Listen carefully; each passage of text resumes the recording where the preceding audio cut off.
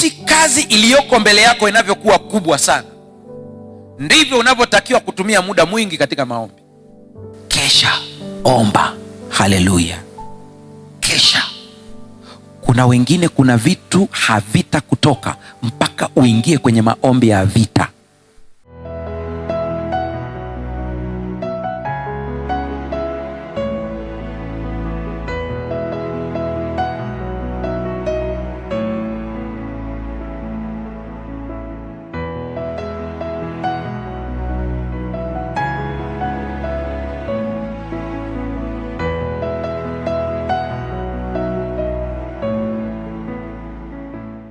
Nataka leo tutazame maombi ya vita. Nimesemaje? Maombi ya vita. Maombi ya vita. Naomba tusimame.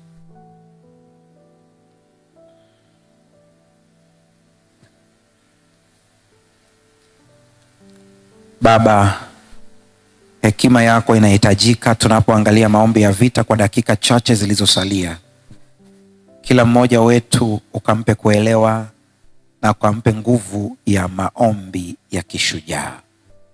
Asante, maana wewe uko nasi, kwa jina la Yesu, amen. Luka sura ya 6 fungu lile la 12. Luka sura ya 6 fungu lile la 12. Ikawa siku zile aliondoka akaenda mlimani ili kuomba, akakesha usiku kucha katika kumwomba Mungu. Luka 6:12. Yesu alitambulika kutumia usiku kucha katika maombi, kama alivyofanya katika usiku ule kabla ya kuchagua timu ya mitume 12 ambao siku moja wangeipeleka injili duniani kote. Ungeweza kulazimika pia kukesha usiku kucha kama ungepaswa kuokoa dunia nzima ukiwa na msaada wa wenye dhambi 12 wasio na vigezo.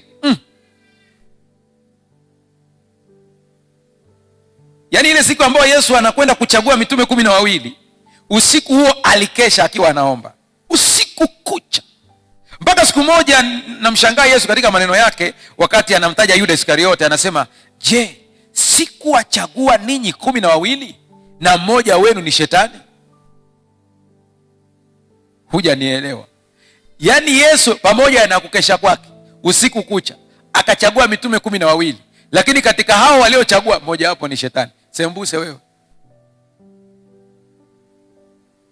Alafu unakuta mtu anashangaa kanisani, hatukujua tumechagua kiongozi kama huyu. Yesu tu mwenyewe alikuwa na mmoja. Sisi kwenye uchaguzi wa kanisa tukiambiwa tufunge na kuomba, hata wanaofunga ni wachache. Tena ukisema tukeshe ndio hawakeshi kabisa. Kwao tuna mashetani wangapi? Sasa iko hivi, hii kanuni ikusaidie. Jinsi kazi iliyoko mbele yako inavyokuwa kubwa sana, ndivyo unavyotakiwa kutumia muda mwingi katika maombi. Imeeleweka hiyo? Kazi inavyokuwa kubwa sana, ndivyo unavyotakiwa utumie muda mwingi katika maombi. Kumbuka hapa naongelea maombi ya mtu binafsi. Siongelei maombi ya jumuiya ya kulazimisha watu. Itokee kwa neema ya Mungu, mpate watu ambao mna nia moja, mkaingia kwenye maombi ya pamoja ya kivita, na mko wengi, ni neema ya Bwana, mshukuru Mungu. Lakini mara nyingi maombi ya kivita ni wewe peke yako. Nimeangalia kwenye Biblia, niliona mara moja tu kanisa zima liliweza kuingia kwenye maombi ya kivita. Maombi ya kivita ni maombi ambayo unaomba kwa muda mrefu kwa ajili ya jambo fulani. Mfano, wakati Yakobo amechinjwa, yule kiongozi wa kanisa wa awali alivyochinjwa, serikali ya Kirumi ikaona imefurahisha Wayahudi. Mnafahamu hii story vizuri sana.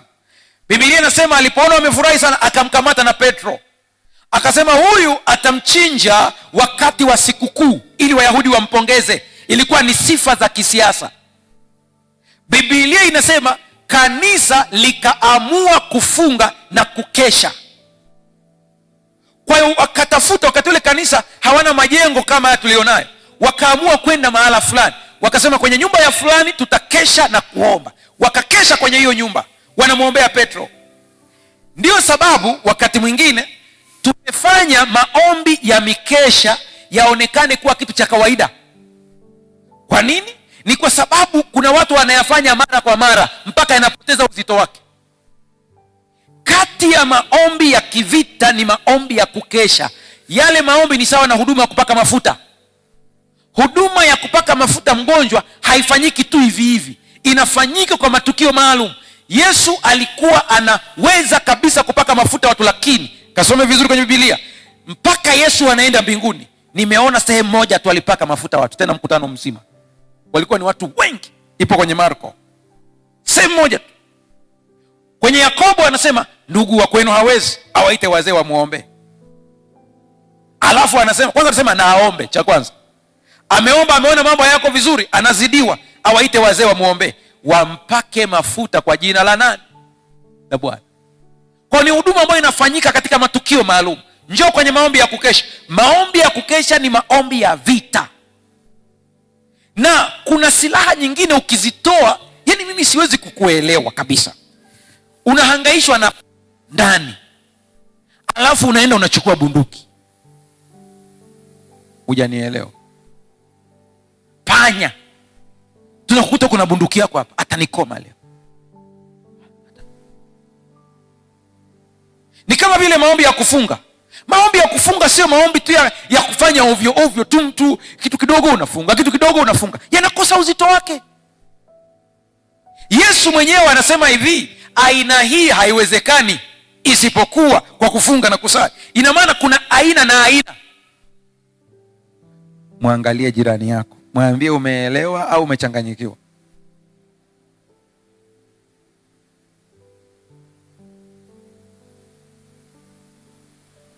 Mnabari, kuna huduma nyingine ukizifanya sana zinapoteza uzito wake, yaani inazoeleka, inakuwa ni ya kawaida ya kawaida ya kawaida.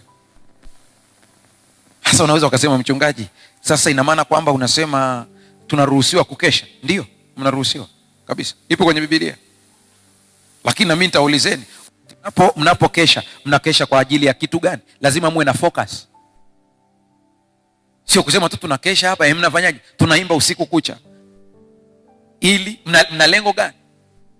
Inatakiwa mpaka mkiingia kwenye kukesha, malaika wote mna draw attention ya malaika wote, malaika mpaka wanashtuka. Kuna nini kinachoendelea? Kanisa la Kizoto wamekutanika hapo, wamesema leo hawalali. Hata kama kuna malaika alikuwa anapita hapa, anaenda zake Bahi, ana stop kidogo. Kuna nini? Kanisa likakesha. Lilivyokesha wakafunguliwa, malaika wakashuka. Malaika mmoja akaja moja kwa moja hadi kwa Petro. Haleluya!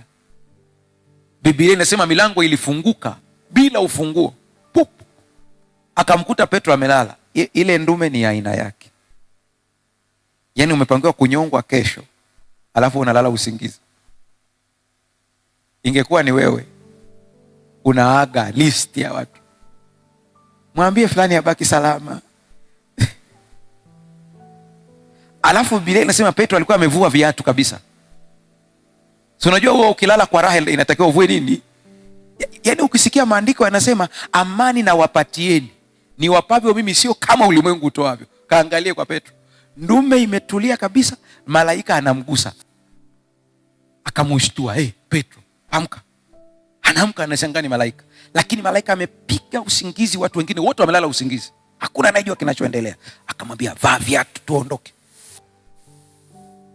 Jamaa akashikwa mkono, anatoka mlango wa kwanza, mlango wa pili, mpaka mwisho.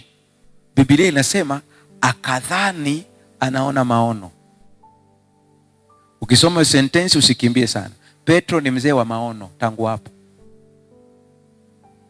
Kwa hiyo alivyoona ile tukasema haiwezekani niokolewe kila hii ni namna hii, ni ndoto tu hii. Haya ni maono haya. Mpaka anafika mlango unagongwa, wanaingia ndani. Maombi ya vita ni maombi ambayo unayafanya usingizi hauji. Hata ukiambiwa lala kidogo inagoma. Ukijikuta kila saa unasikia kuomba, usingizi hauji. Wengine wakati ule usingizi umepotea usiku kwa sababu ya jambo fulani, wanakosea sana kutumia ule muda kukaa tu na kuangalia, sema usingizi umegoma, ngoja niamke nioshe vyombo. Roho Mtakatifu anakuambia hapa kuna vita kubwa iko mbele yako, inakuletea depression. Sio muda wa kuosha vyombo, ni muda wa kuomba kivita. Yesu alivyokuwa anaona vita iko mbele yake, ya kwanza kabisa ile ya kuchagua wanafunzi, lakini nyingine ilikuwa ni ya ukombozi, hakulala usiku kucha. Nenda kamwangalia Yakobo, anapambana na tabia yake ya uongo. Maana jina Yakobo maana yake ni mjanja, maana yake ni mwerevu, lakini kwenye bracket mwongo. Ndivyo alivyo. Na tangu wako tumboni kajamaa kanajua kupiga fix kuanzia wapi? Kuna mtu ananitazama hivi anasema, we mchungaji wewe, tangu tumboni ni kaongo. Kasome Biblia yako. Unasema mbona walikuwa hawana utashi, anakuwaje mwongo? Tulia, acha papara. Angekuwepo mama yao tungemuuliza, ili tukio angewasimulia. Tukio moja ambalo lilitokea ni kwamba ile mimba alivyoipata, vitoto vilikuwa vinasumbua halali. Hawa mama ndio wanajua kupigwa mateke ikoje. Sumbua kabisa, mara kameshika koo. Na wakiwa hapo ndani, mmoja tu anasumbua, sembuse wawili. Hawa vijana ambao hawajaingia kwenye ndoa wananitazama, saa yaja atakwambia kaniletee embe, utaenda kulinunua. Ukija anakwambia nataka chungwa, embe hataki. Mama ndiye aliyeomba sana apate mimba, lakini alivyohangaishwa, Biblia inasema akamwambia Mungu, ikiwa mimba iko hivi, maana ndiye alimng'ang'ania Mungu, nami nipate mtoto. Anasema ikiwa iko hivi, bora nife. Mungu naye hakukubali ombi lake, akamjibu akamwambia, mataifa mawili yako wapi? Tumboni.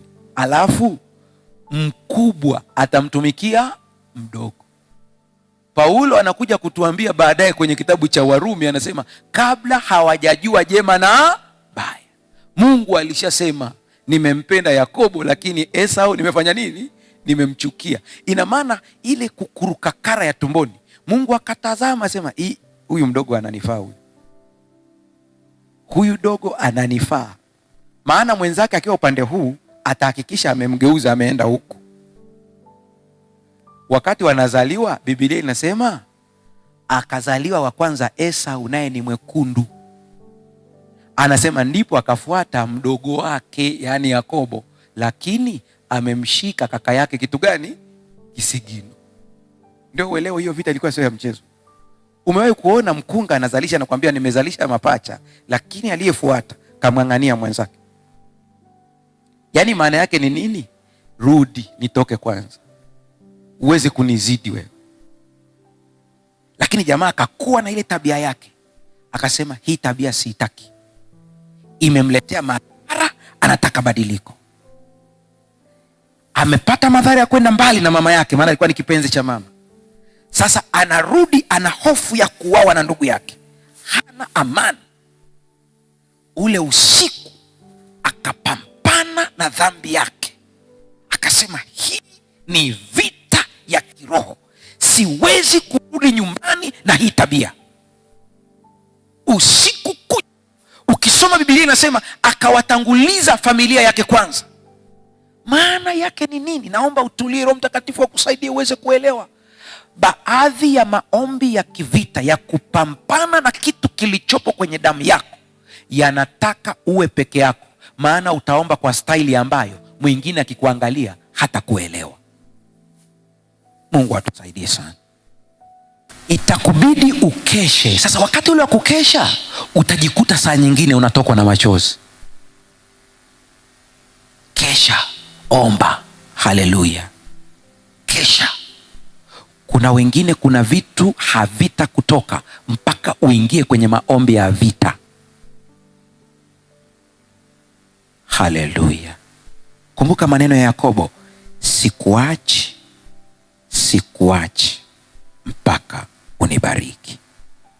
Nikisoma kitabu cha Desire of Ages, tumaini la vizazi vyote, pale wakati Yesu yuko Getsemani, Ellen White anasema kwamba Yesu alishikilia jiwe katika maombi yake kana kwamba ndio msaada pekee. Lugha nyingine ya maombi haya mimi inayaita ni maombi ya kung'ang'ania. Haleluya, haleluya. Usingizi hauji. Maombi ya vita ni maombi ya kuhakikisha unamwangusha adui chini.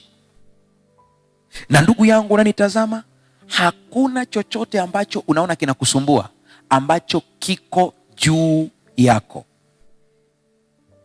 Narudia tena, hakuna chochote ambacho kinakusumbua ambacho kiko juu, vyote viko chini yako.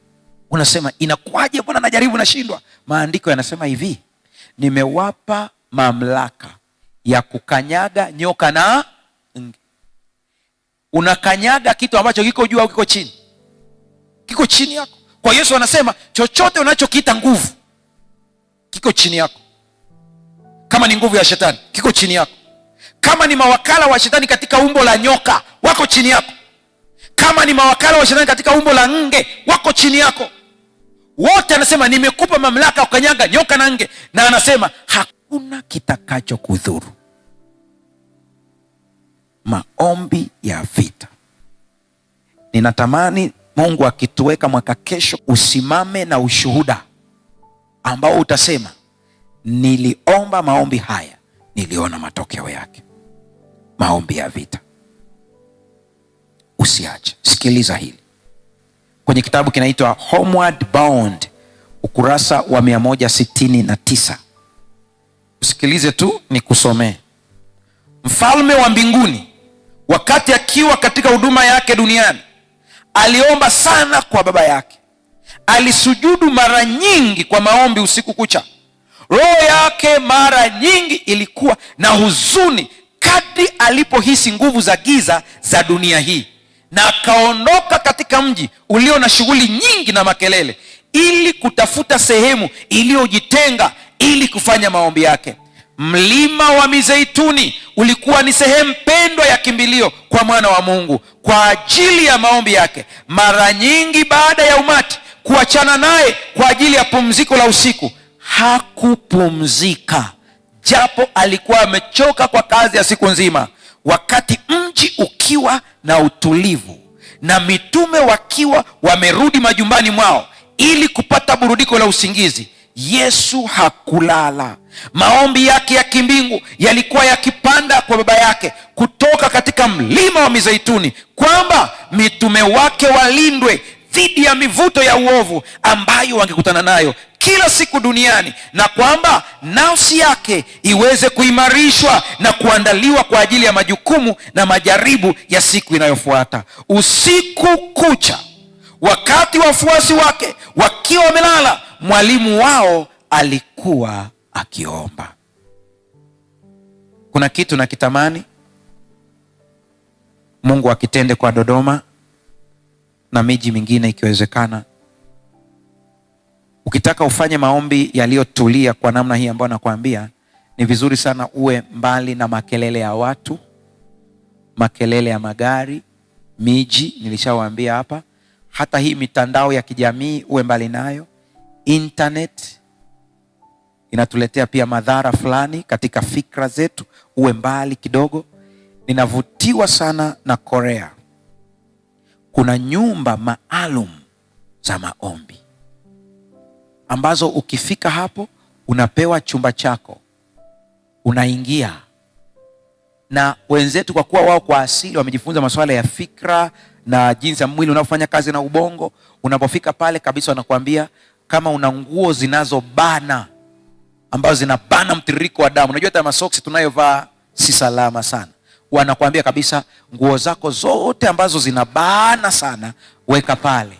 Tuna nguo ziko hapa maalum kwa mtu ambaye anaingia maeneo kama hayo. Ni kanzu, kama ni suruali ambazo hazibani, tunaita free size, ili ukiingia humo mwili wako uko sharp, utakutana na menyu ya vyakula ambavyo vinafaa mtu ambaye yupo kwenye mfumo wa maombi, havisabishi mwili uchoke kuchakata.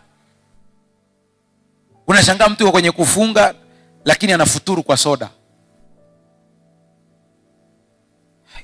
Unajidhuru tu wewe mwenyewe. Mtu anafuturu kwa mihogo. Jamani, mbona mmeshtuka sana? Ndio futari ambayo imezoeleka ni mbaya sana. Mbaya sana. Mihogo ni wanga. Na wakati tumbo lako halina kitu, kwanza kabisa likifunga mfumo, kwa mfano ukaamua kufunga, kuna stages za mwili zinatokea, ziko kadhaa. Ukifunga zaidi unafikia stage zote nzuri. Au niache tu hii habari tuachane nayo kwa sasa hivi. Iko hivi, unapokuwa kwenye mfungo, kuna stage ya kwanza ambayo homoni ya njaa inamwagwa sana. Njaa ni homoni, shibe ni homoni. Ndio maana kama una mpango wa kupunguza uzito, unapoona kuna chakula kimewekwa hapo, tuchukulie wameweka ugali, wameweka nyama, au wameweka samaki au protini. Ukitaka upungue uzito, usile ugali kwanza, tanguliza protini kwanza. Maana ukitanguliza protini, homoni ya shibe inaachiliwa. Utajikuta saa ya ugali ikija, utakula robo tu. Kwa njaa ni homoni. Kwa hiyo kwenye kufunga kuna homoni na mwagwa ya njaa. Ukiwa tu umeacha kula, mwili unaambiwa leta chakula, leta chakula, leta chakula, leta chakula. Unakazana sana. Na ile homoni ikimwagika, kuna saa mpaka unasikia kabisa. Wale ambao wengine hawajazoea nafikiri kwamba atakufa. Ule ni mfumo tu wa mwili, homoni imemwagwa, kwa hiyo ubongo unaambiwa mtishie kabisa ili alete chakula. Kwa unashangaa mtu anakuambia naona kizunguzungu. Hamna kitu. Ukivuka hii stage hii, na ukitaka ujue kwamba hiyo njaa unaweza kuishinda, ila ni ya kisaikolojia tu. Angalia wakati una kazi nyingi, unasahau kula. Mbona hakuna kizunguzungu hiyo siku? Mbona hakuna habari ya kukaza swaumu? Ukitoka hapo, ile homoni ikishaisha tu, unajisikia umeshiba automatic wakati hujala. Wangapi wameshawahi kuona hiki kitu kwenye mfungo wao? Unaona ile hali tu imeisha. Sasa unaenda stage nyingine. Kama utaenda siku ya pili, ukiweza kwenda siku ya pili, unaingia stage nyingine. Stage ya pili inatokea kwenye siku ya pili au siku ya tatu, inaitwa keto stage. Hii ni pale ambapo mwili umekosa chakula tumboni kabisa na mabaki yameisha. Kwa hiyo mwili unaanza kujitafutia chakula kwa mabaki yaliyowekwa mwilini katika umbo la mafuta au sukari. Hapa ndipo nasikia mtu amepona kansa, amepona pressure kwa sababu ya kufunga. Ni kwa sababu hata hiyo nyama unayoita kansa, ukiendelea kwa muda mrefu na mfungo, inatumika kuwa chakula. Kama umenielewa nipungie mkono. Kama hujaelewa sema rudia. Kila kitu kigeni ambacho ni nyama kwenye mwili wako kinaanza kutumika. Ukisikia mtu amekaa muda mrefu bila kula, amekonda, ni kwa sababu mwili umeanza kutumia mafuta yake yenyewe kuwa ndio chakula chake. Ukitumia mafuta, ukimaliza unakuja kutumia misuli. Utajuaje kwamba umeingia kwenye keto stage? Nchi zilizoendelea wenzetu wana mashine kama ile ya kupimia walevi wanaoendesha magari barabarani. Si mnaifahamu ile? Traffic anakuambia puliza. Unapuliza, anasoma. Keto nayo iko hivyo hivyo. Kuna mashine ambayo unapuliza, ile hewa yako inapima huko kwenye keto stage kiwango gani. Lakini kwa sababu huna mashine, njia rahisi ni hii. Katika mfungo wako hakikisha unapiga mswaki mara kwa mara na unasugua ulimi wako vizuri. Lakini ukijisikia huko kwenye mfungo, umepiga mswaki vizuri, umesugua ulimi wako vizuri, lakini unatoa harufu mbaya mdomoni, ni dalili nzuri.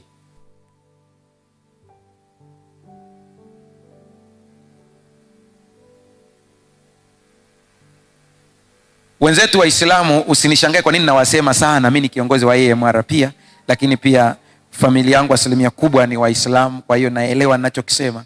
Katika Uislamu, wakati wa Ramadhani, mtu anapokuwa amefunga, ile harufu mbaya ya mdomo kwao haihesabii kwamba ni harufu mbaya.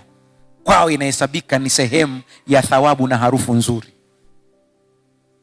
Ndio sababu nchi kama Saudi Arabia, nchi kama Qatar zimefanyiwa research, zina rate ndogo sana ya kansa ikilinganishwa na nchi za magharibi. Sababu kubwa ni nini? Kufunga Ramadhani. Kuna kitu kimoja tu wakikiweza, ndugu zangu Waislamu, wakakiweza, watakuwa wameenda na Ramadhani vizuri kabisa, perfect kabisa, wakiacha kufuturu kwa kutumia mihogo na tambi. Vyote hivyo ni carbohydrates. Kwa hiyo kuna wakati alikufa mama mmoja, alikuwa ni kiongozi mkubwa serikalini mwaka jana, ambaye alifuturu akafa ghafla. Nakumbuka Profesa Janabi akatoa statement yake, kati ya maprofesa ninao wakubali kwa kusaidia watu kwenye lishe, yule mwanaume amepiga kelele kila wakati, acheni wanga. Mimi sijawahi kuona daktari kama yule ambaye badala ya kutaka wateja wao wengi wanaotumia dawa, anahitaji wabadilishe lifestyle, wasio hospitali. Ni wachache sana. Sasa iko hivi, wanga ikiingia inabadilika kuwa sukari, na kama ulikuwa na kapresha kanaanza, unaweza ukajikuta tip. Kwa mfano, mke wangu alikuwa na shida kubwa sana, ilikuwa inatokea tu siku ya Sabato. Kichwa kinamuuma kila siku jioni, kichwa kinamuuma, anahangaika mpaka anatapika. Ingekuwa vinginevyo ungesema nikemee pepo huyu. Kila wakati nikamuuliza, ngambia hapana, haiwezekani kitu kinatokea tu siku ya Sabato, siku nyingine zote akitokea. Tuanze kuchunguza kila Sabato ni kitu gani ambacho tunakula sisi. Tukaanza kuchunguza ulaji wetu siku ya Sabato, tukaanza kuchunguza. Siku moja nikamwambia, sasa hebu acha, maana tumezoea kula wali siku ya Sabato. Hebu siku moja acha kula wali, kula kitu kingine tuone. Alivyoacha kula wali, akala kitu kingine, siku hiyo hakuumwa. Sabato iliyofuata ngambia, rudia wali, akala wali, aliumwa hadi anatapika. Ngambia, huyu ndiye adui huyu. Japo siku hizi anaweza akala wali na asipate shida, lakini niligundua kwamba kuna vitu ambavyo siku nyingine anakula kama fiber ya kuzuia ule wali usilete madhara.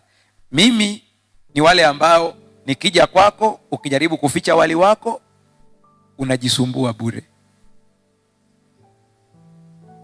Ukiniona mimi nakula wali, jua nimekosa vitu. Sasa unasema, pastor, acha maneno mengi, tufuturuje? Mpaka wanasema kwamba ndio hiyo mlikuwa mmeingoja hiyo. Futari nzuri sana. Nianze kwa wale wenzangu ambao ni vegetarian, ambao hawali nyama. Futari nzuri sana ni supu ya mboga mboga. Mimi ukiniuliza unaipa kipaumbele mboga mboga gani, kuna mboga ambayo inaitwa spinach. Ukiweza kupata zile ambazo wanaita baby spinach, ni nzuri, ni laini, nzuri sana. Kwetu sisi ambao tumetokea vijijini, kuna mboga moja mimi naijua tu kwa Kikuria na Kipare basi. Kule Ukuriani tunaita kirerema, kule Upareni inaitwa ndema. Ina tabia ya kuota, inatambaa tambaa. Sasa sijui utahitaji wewe mwenyewe, utajua jina lako kule kwenu mnaihitaji. Ile nayo pia ni nzuri kwa ajili ya futari. Tena kwa wagonjwa wa kisukari, asubuhi ukaanza nayo, kama huna kinyaa, ukaipiga ile asubuhi, safi kabisa. Futari nyingine nzuri sana katika hizo mboga mboga nimetaja hiyo, lakini nyanya chungu ni nzuri. Matango haya, mnafahamu kuna yale maboga ambayo tunasema maboga machanga, unaweza ukakatakata ukatengeneza supu yake, ni vizuri. Supu ya mbegu za maboga ni nzuri. Kuna kitu kinaitwa broccoli, liko kama liua hivi, lakini la protini nzuri sana. Kuna cauliflower na zenyewe ziko hivyo hivyo, ni kama ua lakini nzuri sana, unaweza ukazitumia kama hizo. Kwa hiyo kwa sisi ambao hayo majina ya kizungu yanatusumbua, hatuna kazi nayo sana, chukua nyanya chungu zako, chukua mboga zako za majani ambazo zipo katika mazingira ya kwako, zozote zile, kata nyanya zako vizuri, tengeneza supu ya mboga mboga. Acheni ile tabia ya kuweka na viazi humo ndani, achana nayo, ile ni wanga. Piga ile supu yako vizuri, ndio itangulie tumboni, ikiwa ya vuguvugu bado, ndipo unaweza ukaleta kitu kingine, hakitashtua sukari.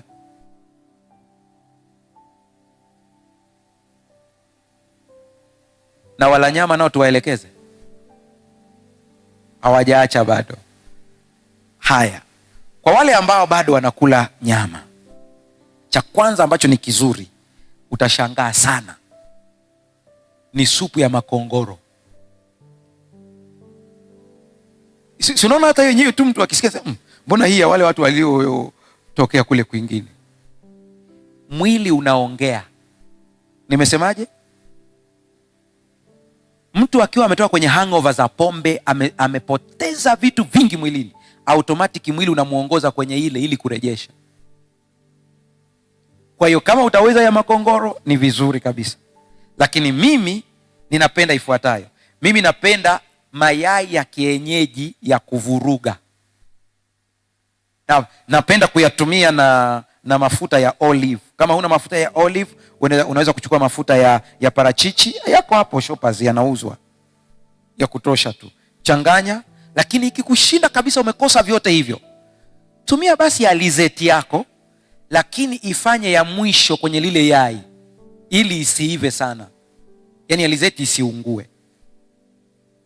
Mimi hiyo ninaipenda katika kufuturu, ni safi kabisa. Kwanza inanisaidia nisile sana, maana katika makosa ya watu wanafanya kwenye kufuturu, kuna ambao wanafukia, anakwambia ndio tumefunguliwa sasa. Utaharibu. Kula kwa kiasi. Ni vizuri ukala kidogo, ukatulia dakika kadhaa, ukala tena. Kuna mmoja alipiga hiyo ya fasta, akarudisha change, kwa sababu unapeleka mwili haujakaa sawa, unatoa. Lakini chai, eti mtu anafuturu chai? Hapana, mtu unafuturu uji.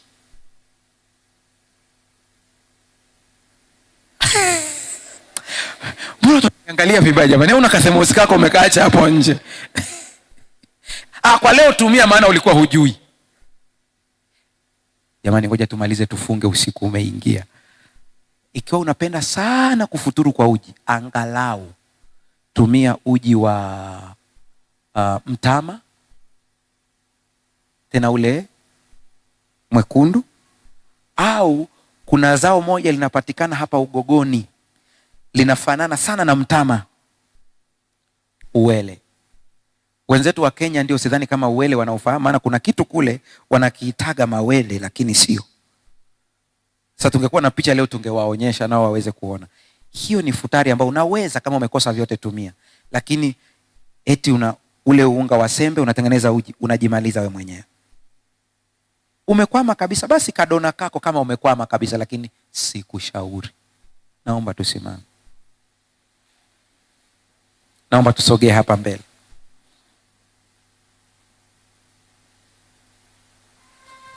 Maombi ya vita unaweza ukayafanya peke yako, ukiwa unakesha na kuomba. Ukipata marafiki ambao mnaelewana, mnaweza mkafanya pamoja. Haina maana kwamba lazima mkae macho. Wakati mwingine maombi haya ya vita, katika kuomba kwenu mmeamua kukesha, kuna saa inaweza ikafika mkajikuta mmechoka sana, mnaruhusiwa kupumzika kidogo. Lakini yule ambaye mzigo ni mzito kwake, kuna wakati hata usingizi hautakuja, utajikuta unaendelea. Ndio maana Yesu akauliza wanafunzi wake, mmeshindwa kukesha nami hata saa moja? Mzigo haukuwa wao, ndio maana walishindwa.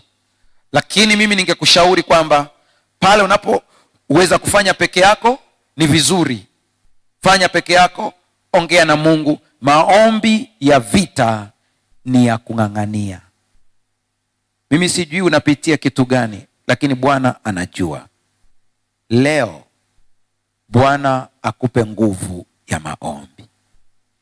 Ikiwa kuna kitu unachopambana nacho unaona kama kina kushinda nguvu, ingia kwenye maombi ya vita. Kesha, omba, Bwana atakushindia.